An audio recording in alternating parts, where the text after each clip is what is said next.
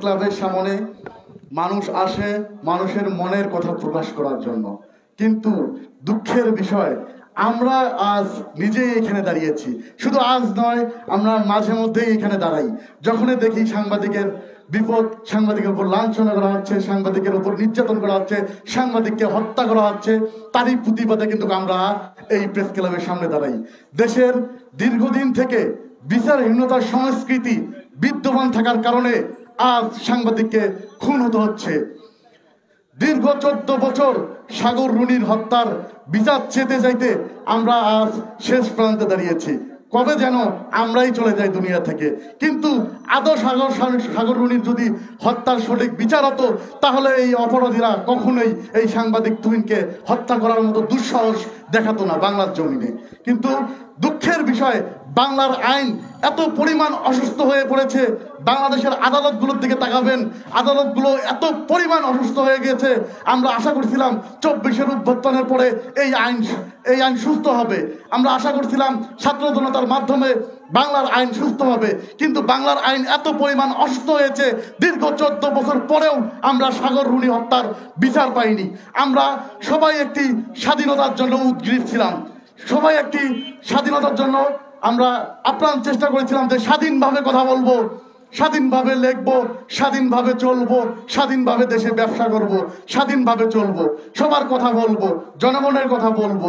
কিন্তু সত্য বললেই হতে হচ্ছে খুন, সত্য বললেই হতে হচ্ছে মিথ্যা মামলার শিকার। শুধু তাই নয়, বাংলাদেশে আপনারা একটা জিনিস লক্ষ্য করবেন, সাংবাদিক কিন্তু কারো শত্রু নয়।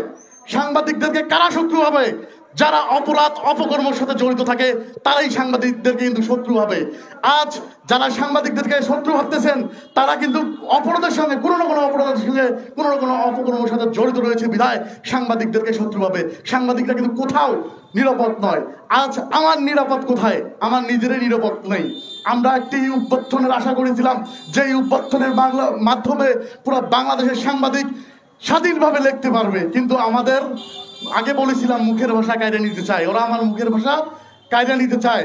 এখন দেখতেছি ওরা আমার জীবন কেড়ে নিতে চায়। আমার ভাইকে হত্যা করা হয়েছে। আপনারা জানেন, সাংবাদিক তুহিনকে যেদিন হত্যা করা হয়েছে, সেদিন দুপুরে সাংবাদিক আনোয়ার নামে এক সাংবাদিককে পাথর দিয়ে তার পা থেতলে দেওয়া হয়েছে। থানার সামনে, পুলিশের সামনে তার পা থেতলে দেওয়া হয়েছে। সেখানে থানা পুলিশ উপস্থিত থাকার পরেও পুলিশের সামনে একজন অপরাধী কিভাবে একজন সাংবাদিককে এভাবে মারতে পারে? আপনারা দেখেছেন, সাংবাদিক তুহিন হত্যার প্রধান আসামি জেলে রয়েছে কেটু মিজান। সেই মিজানকে যখন গ্রেপ্তার করে আদালতে নিয়ে যাওয়া হচ্ছিল, সে বলছিল দেশে সব নাটক আর সিনেমা, দেশে আর নাটক আর সিনেমা দিয়ে ভরে গেছে। সিনেমা দেখতে এখন সিনেমা হলে যাওয়া লাগে না। সিনেমা দেখতে, বাস্তবমুখী সিনেমা দেখতে আপনারা আদালতে তাকান, আপনারা আদালতে দেখতে পারবেন যে আদালতে বাস্তবমুখী সিনেমা কিভাবে চলছে। শুধু তাই নয়, তাদেরকে যখন গ্রেপ্তার করা হলো পুলিশের প্রিজন ভ্যান্ডে, তাদের হাতে দেখলাম আমরা সিগারেট। তার মানে আমরা এটাতে প্রমাণিত হলাম, বাংলাদেশে অপরাধীরা সবথেকে নিরাপদ জায়গা হচ্ছে পুলিশের হাতে। অপরাধ করবেন, গ্রেপ্তার হবেন, আপনি নিরাপদ। যখন তাকে গ্রেপ্তার করা হবে, গ্রেপ্তারের পরেই আমরা দেখতেছি সে নিরাপদ, তাকে জামাই আদর করানো হচ্ছে হাতে সিগারেট দিয়ে। এটা কেমন কথা? একটা সাংবাদিকের আসামি, প্রধান আসামির হাতে কিভাবে একটা সিগারেট আসে, তা পুলিশের প্রিজনভ্যান্ডে? শুধু তাই নয়, বাংলাদেশের প্রশাসন জনবলে দুর্বল। আমরা দেখেছি বাংলাদেশের প্রশাসন জনবলে দুর্বল। কিন্তু বিভিন্ন রাজনৈতিক মঞ্চে আমরা দেখতে পারি রাজনৈতিক বক্তারা বক্তব্য দিচ্ছে, আমরা রাজনীতি করি দেশের স্বার্থে, জনগণের জন্য, জনগণের নিরাপত্তার জন্য, জনগণের সেবা দেওয়ার জন্য।